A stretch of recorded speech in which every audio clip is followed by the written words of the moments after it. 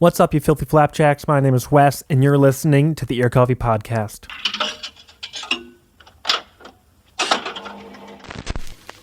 For today's interview, I spoke with Minneapolis singer-songwriter and producer Bobby Rethwish. Back in 2019, he released a full-length album, Limbo, and has been on a hot streak of singles in the last few months. On top of his own work, he produced the latest EP from California's McCall. We talked about the long journey his music has taken to get here and how his collaborations have changed how he approaches songs. Without further ado, here's my interview with Bobby Rethwish on the Ear Coffee Podcast. How are you doing today? I'm doing well. How are you doing? I'm not on a roof, but I'm doing pretty well. Is that just the only place you can get away or something? Yeah. We're a little privacy around here, but tight. Yeah. So just to get started, why don't you introduce yourself? I know you kind of play every instrument or play a lot of stuff on your songs, but just do a brief little introduction for those who might not have encountered your music yet. Yeah, well, I make music as a solo artist under my name, and I also, it's like production-based songwriting, kind of. Mm-hmm. I guess, like, not just, it's not singer-songwriter, but it's also not like EDM. It's like somewhere in the middle. Then I also do just production for, right now I'm only doing production for McCall. But yeah, may do more of that in the future as well. So I basically just like produce and do all my music on my own, and it's I don't know. I'm doing a horrible job of describing it. I'm sorry. I actually think the mix between like singer songwriter and EDM, where it's not quite either, but it's not like it's kind of somewhere in the middle. I think that's not a bad way of describing it. Cool. Good. Yeah. I know pretty much this is true for anybody who makes music or really just kind of makes music such an important part of their lives.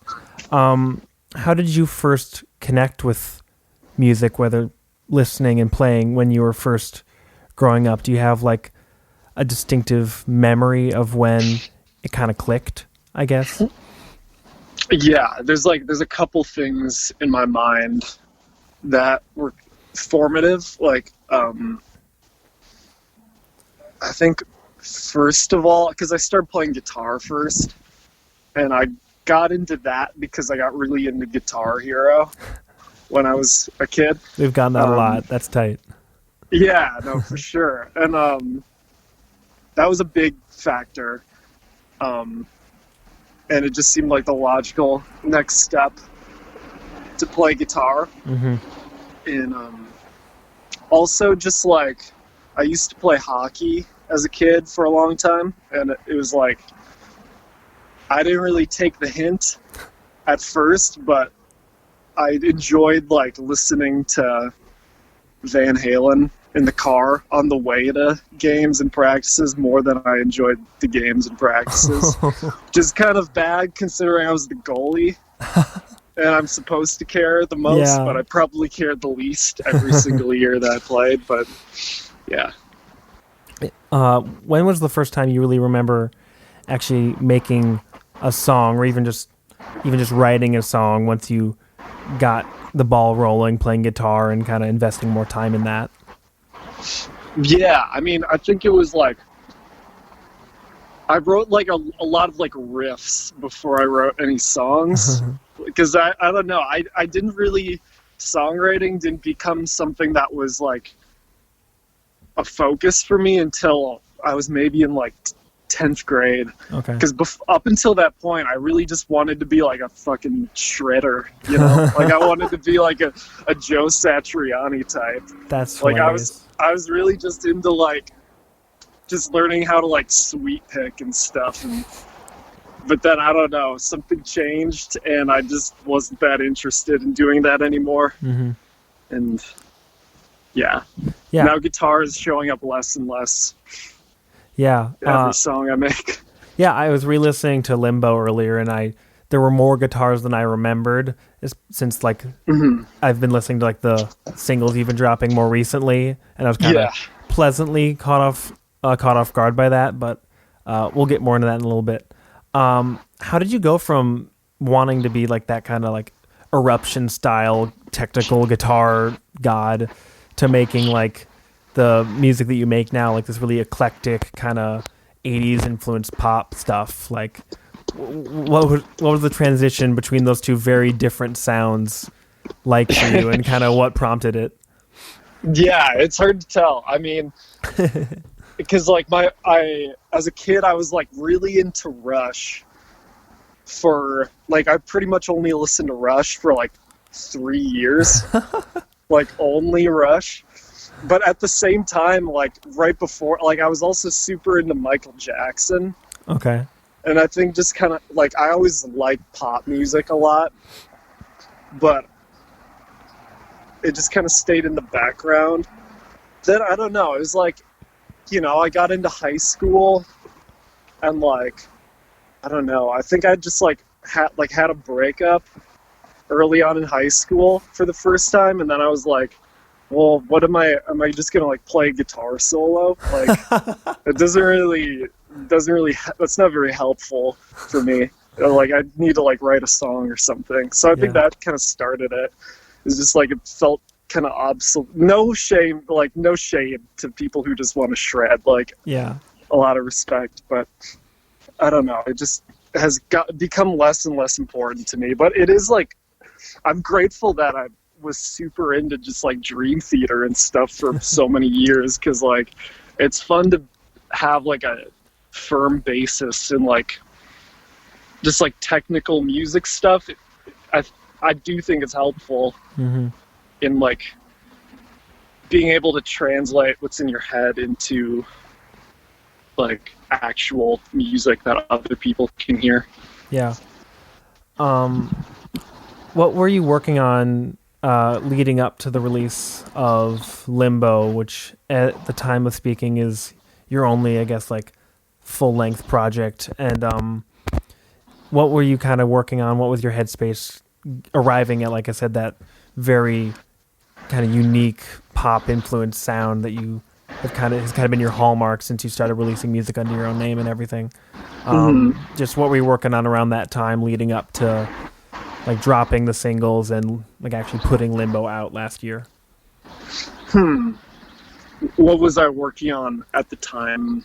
Yeah, like putting it musically, out, like where were you kind of just at headspace wise that translated itself, whether consciously or unconsciously, into what made up kind of what inspired the record, what gave you like the fire to, I guess, like actually make it? Well, I mean, I don't know how familiar you are with like what I was doing before making my own music. I am not. I was wondering about that, and I didn't know what to look for, so please share. I was in a band for like 4 years called Love Sequence. Oh, I forgot. I actually knew that, and I just totally forgot. Yeah, you were in Love Sequence. Yeah. So that's my past life. And I think Limbo is basically just like trying to figure out who I am outside of that band, kind of.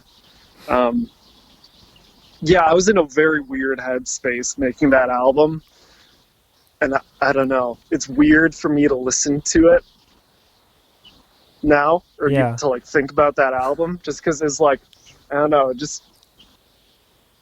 was a very, very strange time in my life, like just having like that band breakup and just kind of like everything that goes along with that, just kind of like rifts between people and the like fallout. Yeah, for sure. Everything's good now. Awesome. Which I'm grateful for. But things are pretty dark in my life for like the whole time I was making that album. Things actually start getting more positive once I finished that album in like July of 2019. That was definitely like a turning point once I finished that. But yeah, it was just trying to like figure out who I am after the band. Yeah. But it didn't feel like, I don't know, by the time it came out, I was like, I didn't feel like I had really gotten it right. Okay. So it's like, that's a big reason it's a big reason why I just wanted to start putting out singles, is because like, I kind of want to keep my shit as like up to date to what I'm into as possible.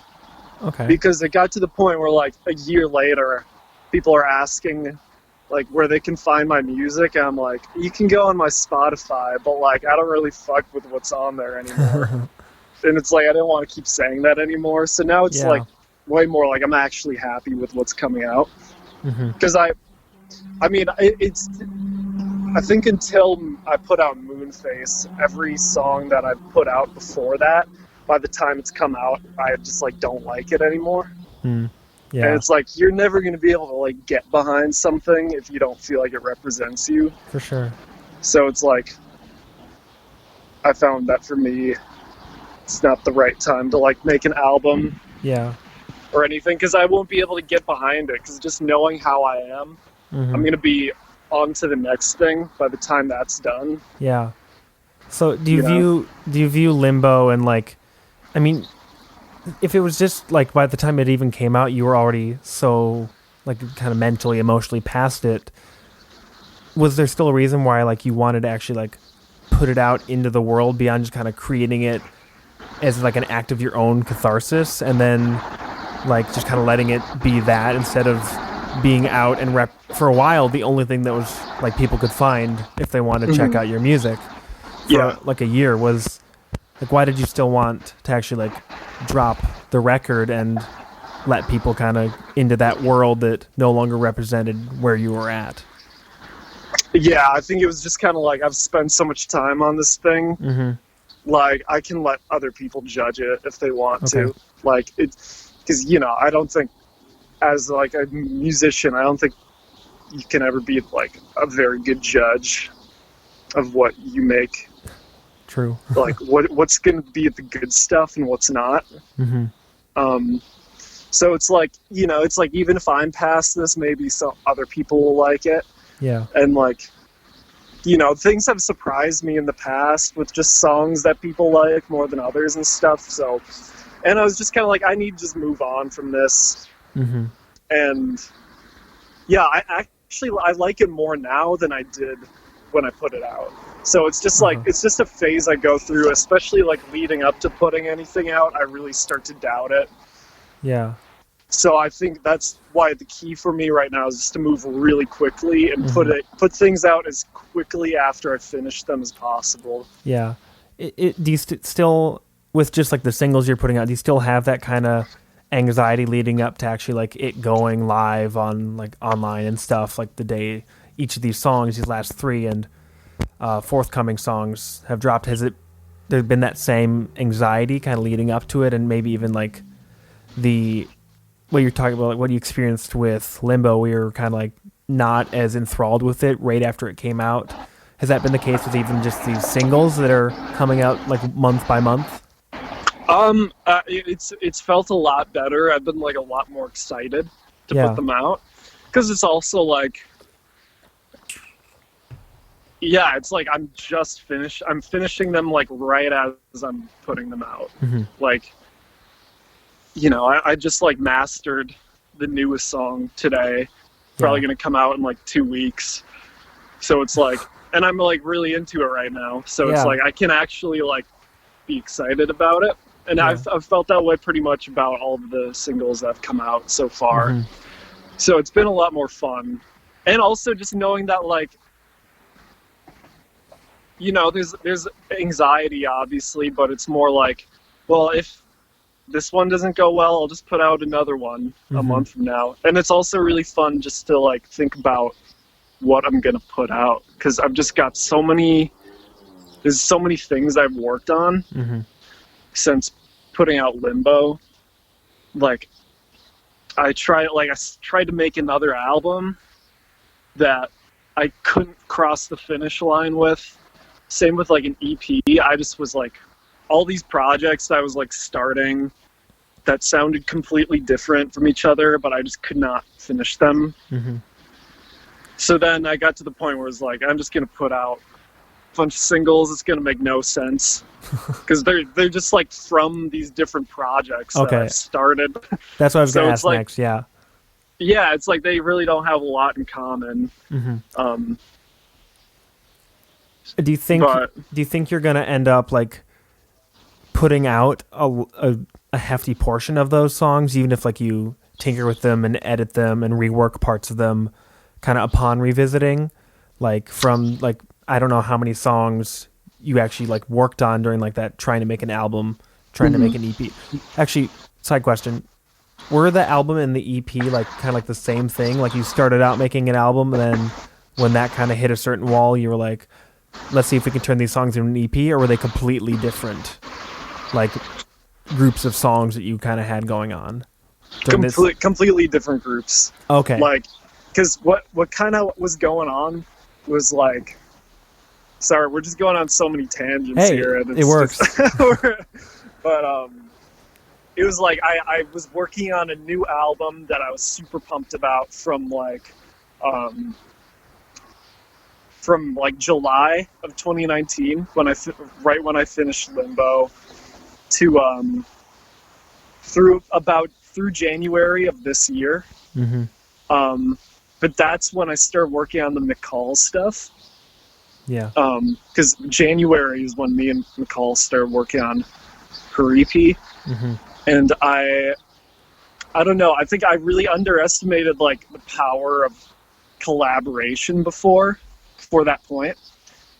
Like, I've always been a control freak and just very kind of independent with how I want to do things. Yeah.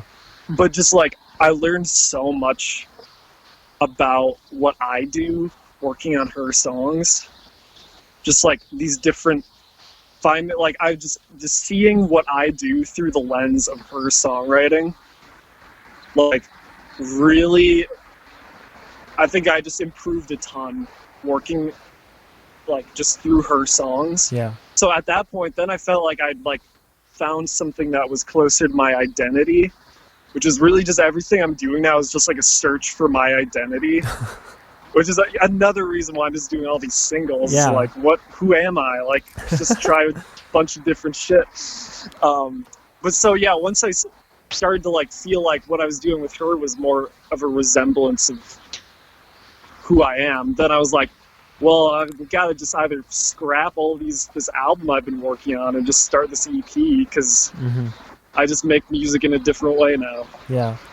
So it's just like, that's kept happening to me, where I've been like, oh, fuck all the stuff I've been working on. I know how to do it now. And then, so. Yeah, it just kind of keeps happening. Yeah. Have, out of the 3 songs that have come out from like your single series now, are all of those from like one of the 2 projects, or like, or are they like one-offs? Where did the 3 songs originate? Like out of like Moonface, There's More Life Than Meaning, and Nocturnal Heavenly Yes. Out of those 3, are they from any of those prior projects? Are they one-offs? Mm-hmm. Talk a little about that. Well, Moonface was separate. I made that I made that just in like a few days in June. It was like the quickest thing I'd ever made, and I was just like, this is what I'm proud of right now. Like, this, I need to put this out. And that kind of sparked it, and then I came up with the idea of just putting things out every month. And then the next 2, There's More to Life Than Meaning and Nocturnal Heavenly Yes, were ideas from the album that I was working on. Which I think those 2 are more, I definitely like reworked them for sure to try and get them more up to date with what I'm into. But yeah, it's like those 2 are going to be on the album. Nothing from the EP that I was working on has come out yet. And then the next one that's coming out this month is also just brand new and separate, just more inspired by where I'm at, like right at this very moment. Do you think you're gonna end up revisiting more stuff from the album or even the EP, or kind of as you're continuing to put out songs, do you think you're gonna end up putting out more new stuff, like you're about to do with like the new song? Is that something that kind of, I guess, fulfills your heart a little bit more? Like, I just made this song in the last couple weeks, I'm gonna put it out, instead of even like heavily reworking a song that has its roots like almost like a year ago.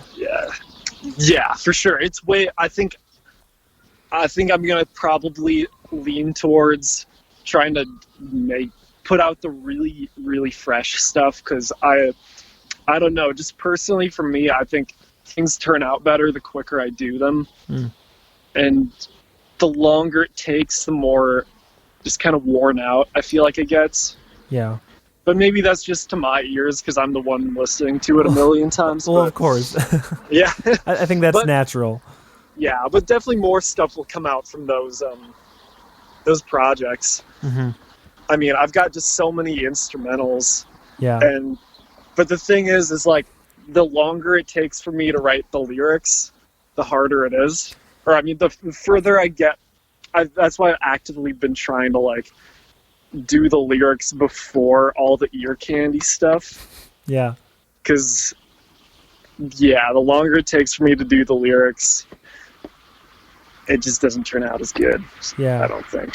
That's kind of the case for, I think, a lot of bands where they like they jam and come up with all these like instrumentals and like kind of skeletons of songs. And then they have those for like months and months and months until like somebody finally like figures out the lyrics for them. So, and that always kind of baffles me. Well, I respect it from a confused perspective. I'm like, I don't know how you could do that, but hey, the end result's rad, so I'm not really complaining. Yeah, for sure. Doubling back a little bit, because we have jumped all over the place. How did you kind of view the headspace going into the album that has since been scrapped? How was your mind working kind of during that time, and how different was it? Like, talk about the differences between that and when kind of like the period that led to Limbo, and like the pre-release period of Limbo, when you were still like kind of viewing it in a more positive light, I guess. Yeah, I think I was trying to kind of play it safe with Limbo a bit, I think. And I really wanted to get a lot more like extreme. And I was also feeling like a lot more just happy as a person after Limbo came out. Yeah. Like I was just my life was better. So I felt more free to like actually just have a lot of fun making music. So yeah, the stuff that I started working on for that is a lot more extreme and just like colorful and not as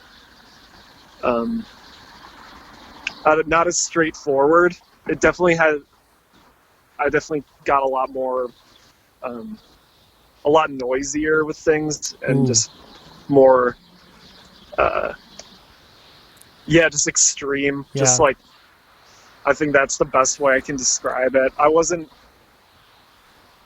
as into like traditional songwriting as much.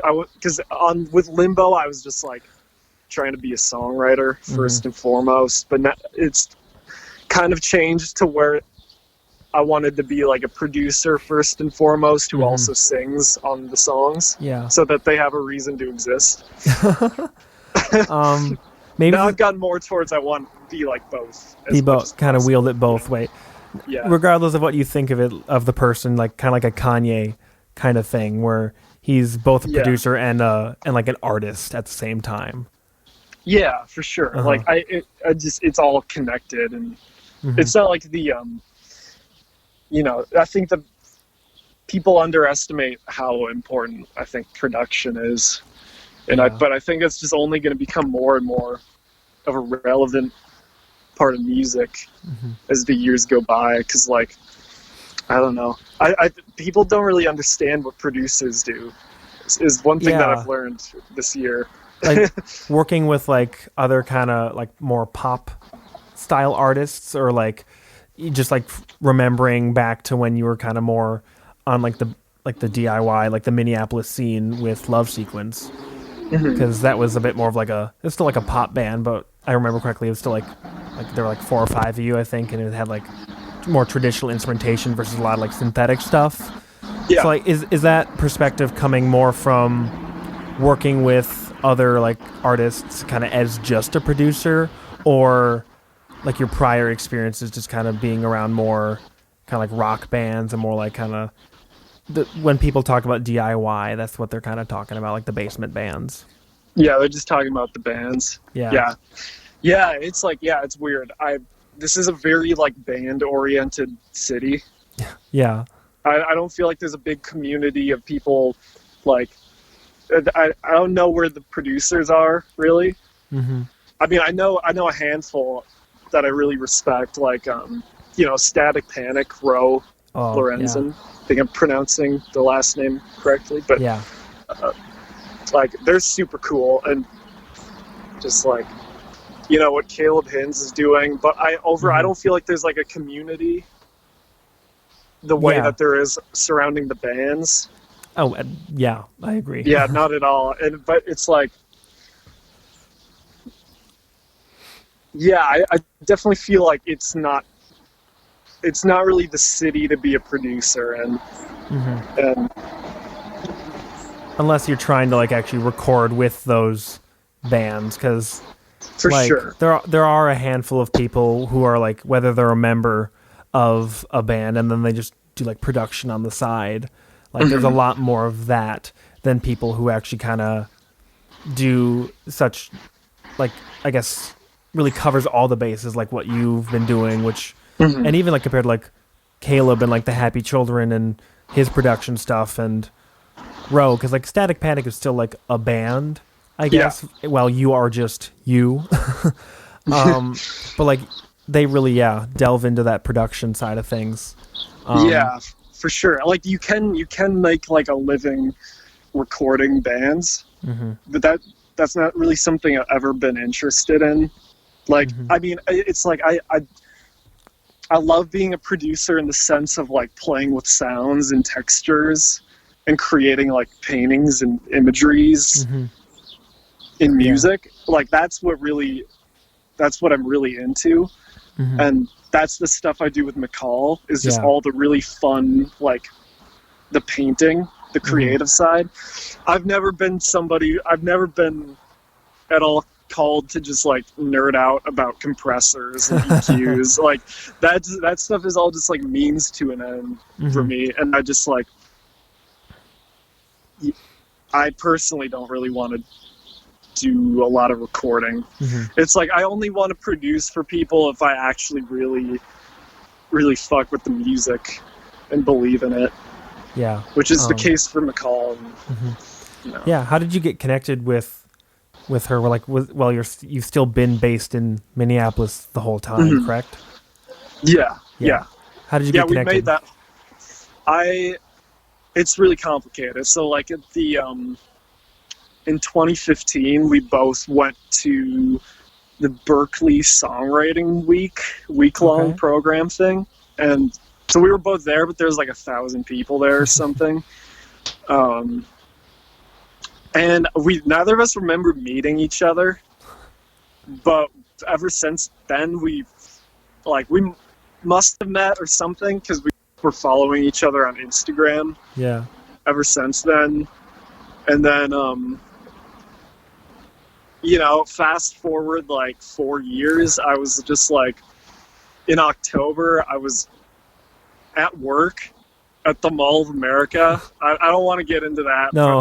I was just feeling like just a piece of shit and feeling horrible, hated everybody, and I was just like looking at Instagram, and she had a story that was like sending out stems for my song right now.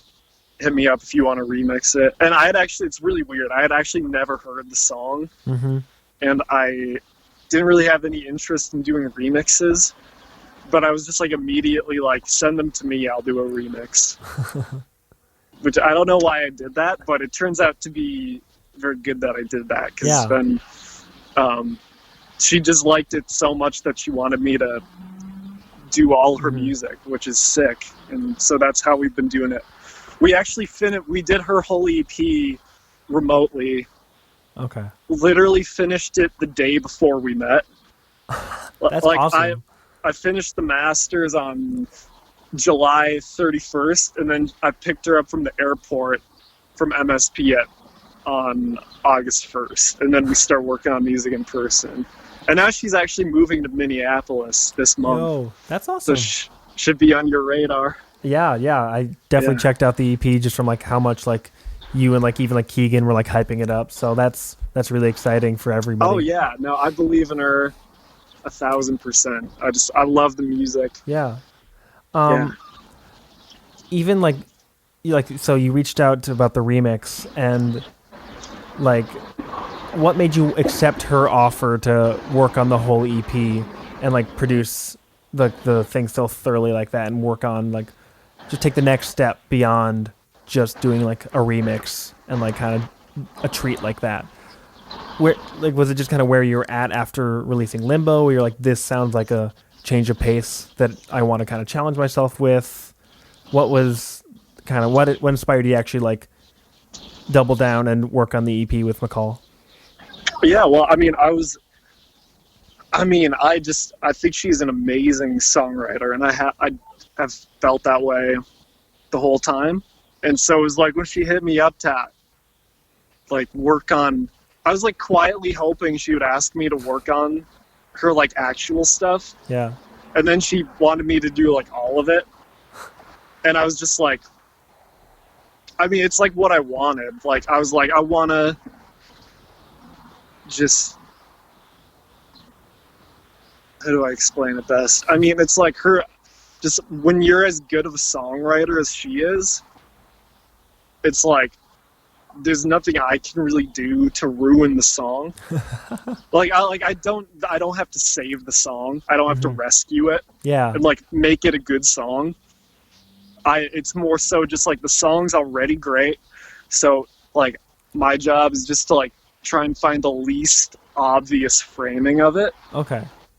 Because like literally any producer could work on those songs and they would still be good songs. So it's like, well, then what's the point if we're not going to do something interesting with it?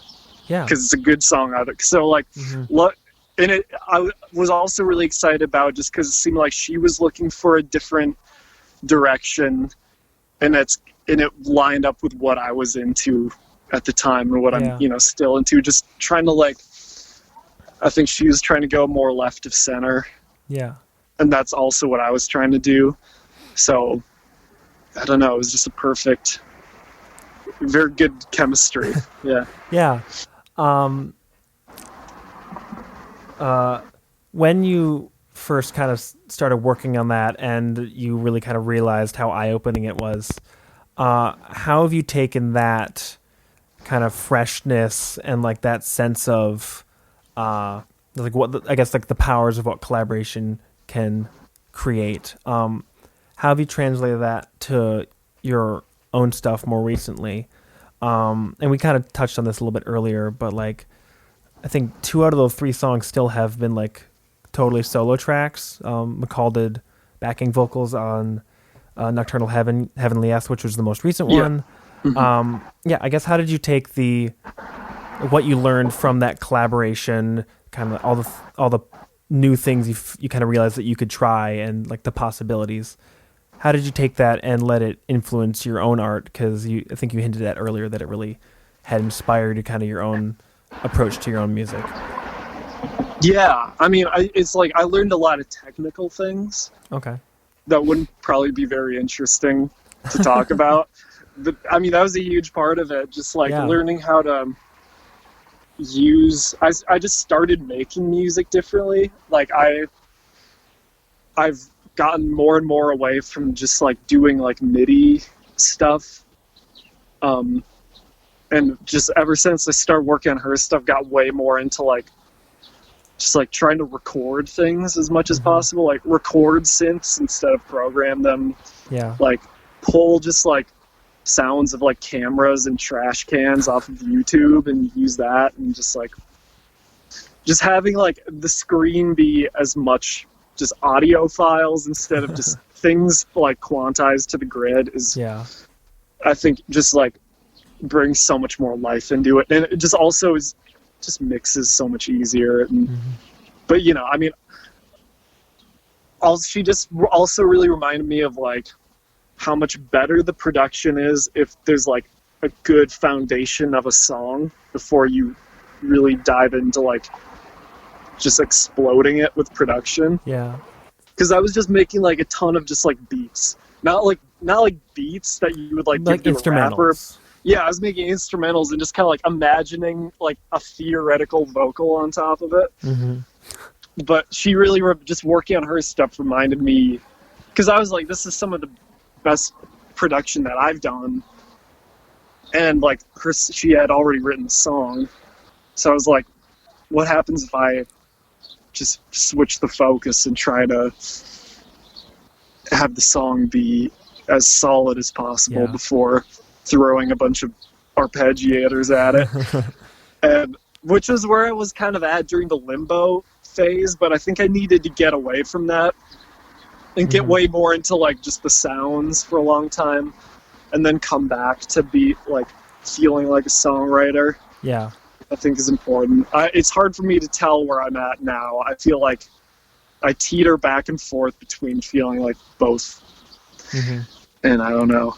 Yeah. I don't know anymore. You've come full circle, and now you're kind of floating in the middle and just taking from both sides whenever your artistic sensibilities want it. With the most recent single, this one got like a little bit more fanfare because like you made the video with Keegan and everything. I know you guys have, I mean, he's who introduced us, so like a lot of credit, shout out to Keegan. But like what was the idea for like giving this song the video? Was that kind of serendipitous, like you were like, yo, let's just shoot a video, let's just do something? Or like did you want to, I guess, why this song? Well, it's kind of funny because like we shot that video in February. Okay, I was like, how did you do this remotely? Because he's been in like California or something. Yeah, no, we shot 2 music videos in February, right before COVID happened. Yeah. And right before he moved, because that was when I was still in like the album headspace, and I was like, these are going to be 2 singles from the album. But then I didn't have the confidence to like finish the song. So like we shot the music video when I hadn't finished the song, really. Like I just recorded the lead vocal and like a basis of the instrumental kind of.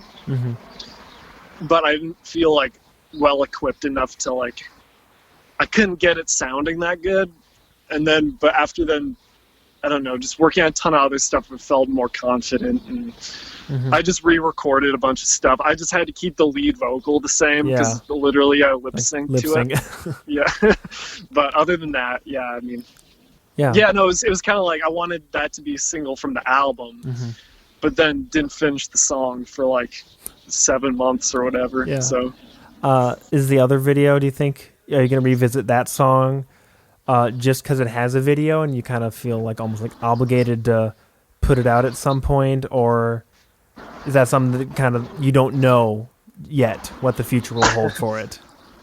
I don't know when it will come out, but I think it will. I think once, maybe like early next year. Okay. It's just whenever I have the urge to finish that song. Yeah, I'm not like forcing you to put a date on it or anything. Oh yeah, no, for sure.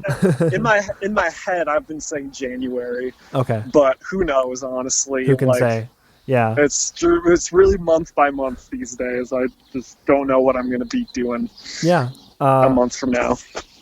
What do you think what do you think it would take to kind of for you to return to the headspace of creating a more lengthy project, whether an EP or an album? And if you still totally don't know that makes a lot of sense. You're obviously like having a great time coasting with like dropping like a single every month. But I'm curious, what would change, do you think, for you to return to the kind of the different mentality that one has when making, I guess, like a more unified or substantial project. Yeah. I mean, that's what I want to do, honestly, is like, just because I love albums and I love just like concepts and just trying to like view one sort of like idea from like every angle over the course of like 13 songs or whatever. That's what I really like, and that's what I want to do, honestly. But it's just kind of like there needs to be more. I can't be the only person who wants that to exist for me to put in all the effort that it requires for that to exist. Is like,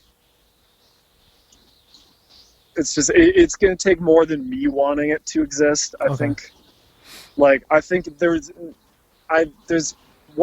like actually people who are like asking me to make an album, like whether that be fans or just like a manager or anything, or just like this is like people need to like, you know, if people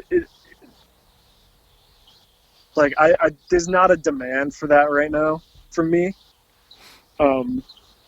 just because I think I need to I don't know, I need to build more momentum for myself before you know, anybody's gonna really care, you know. It's like or care as much as I do. I mean, nobody's gonna care as much as I do about which it, I think like, can be good. It's like it's just like, it's an act of self-love being like, I'm not gonna make myself make an album. Like, I'm just gonna put out whatever, allowing yourself kind of the freedom. So I mean, who knows when it's gonna happen? Like, as soon as like I feel like enough people want it, I will make one. Do you think? Have you thought about putting out like, not, this is clearly still different from an album, but like a compilation once you've kind of put out, like, kept up like your streak of singles for however long it ends up being? Have you thought about like having that, like, not like quite like the Drake like playlist thing where it's an album but it's not marketed as such, but like, have you thought about still like grouping all these singles together in something down the road? Yeah, I don't know. I actually just last night I put them into a playlist on Spotify that I put at the top of the profile, so that they can be in one place and I can just continuously add to it. It's not like an official thing. Like I would have to like go through DistroKid and email them a bunch and have them put them all, package them together. So maybe I'll do that once I'm actually done putting out these singles, because I think these are just loosies. I think if I make an EP or album, I'll probably just do completely different stuff. For sure. Yeah. Beyond the single that you're planning on putting out in the next couple weeks, does that actually have a title? Because I think it was untitled when you sent it to me the other day. What'd you say? Does your newest song that you just finished like mastering today, does that have a title? Yeah, I think it's called Download. Download. Okay. Yeah. That'll probably be out hopefully by the time this interview comes out. So I just wanted to get that on the record. Sweet. Beyond finishing up and like prepping to release that song, what else kind of have you been working on? Like, is there like even already another single that's going to come out after that, or are you really just taking it much more day by day? I started what I think I'm gonna put out next month. Right. A couple days ago, which I'm really excited about. Yeah. It's a lot different from all the other ones that have come out. Exciting. It'll be more like, it's just like I have. Well, I'm not going to talk about it. Just in case I don't want. I'm not. Like, just in case it share all the details. It should be more like. It's going to be a little more aggressive. Ooh, okay. I think this is the last like chill song I want to put out for a while. Word. Just because I was already planning on putting out just like more aggressive stuff anyways. Yeah. but then I don't know, I got really happy the last couple months just because things in my life have just been going very, very good in my personal life, and I just have not. I felt like it would be insincere to put out just like aggressive music. So, but I think I'm ready to start doing that again, just but from a fun perspective, not an angry perspective, you know. Yeah. So like I really want to lean into the idea of just like having things be like as beautiful but as aggressive at the same time as I can make them. Yeah. Like just having things be very sparkly but like crushed at the same time. Okay.